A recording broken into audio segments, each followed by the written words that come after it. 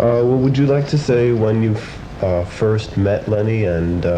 Glad to. I remember it very, very well indeed. I was teaching a summer course at Juilliard, which in those days was right across the street from where I live at 122nd and Claremont in the present Manhattan School of Music. And Chubby Jackson called me and told me about this extraordinary Chicago musician, pianist, etc. Well, I respected Chubby, but I knew that he was also a very great enthusiast. I knew that he'd be good. I didn't know just how good he would be because I had no way of gauging the quality of Chubby's enthusiasm. In this case, for all his enthusiasm, he understated the case.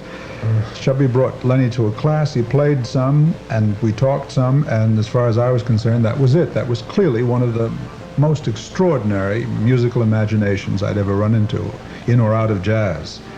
And it was my pleasure then, as editor of Metronome, writing about these things, to speak about Lennie, to write about Lennie, to do my utmost to make other people aware of the quality of this musician, who had an imagination and a technique to match the imagination of a kind that we rarely meet in any art, quite up to what was happening in jazz, and I think prophetic in its understanding of what was to happen later on.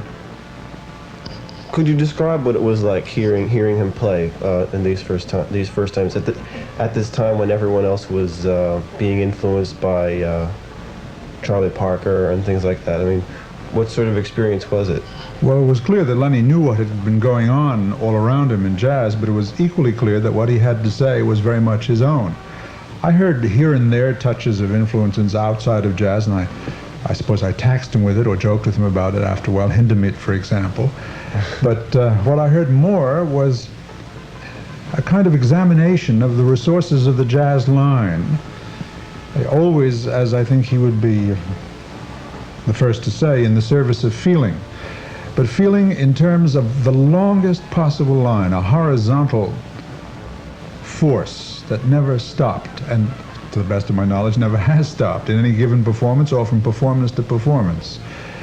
That elaborate series of borrowings, which he developed later on, of rhythmic borrowings, and, bar measurements, is simply an indication, I think, of the kind of openness of his imagination to feeling as it is produced in the past and maybe anticipated for the future, technically. That is to say, he was finding, it seems to me, the musical equivalence in rhythm, in melodic line, in the development of line in rhythm, of feeling. And the feeling at its most complex.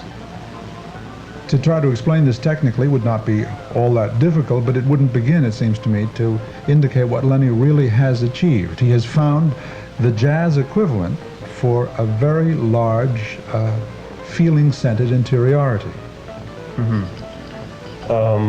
You mentioned that it was the most complex. Would you say that that would be one of the reasons that perhaps a lot of people weren't able to really hear where he was at?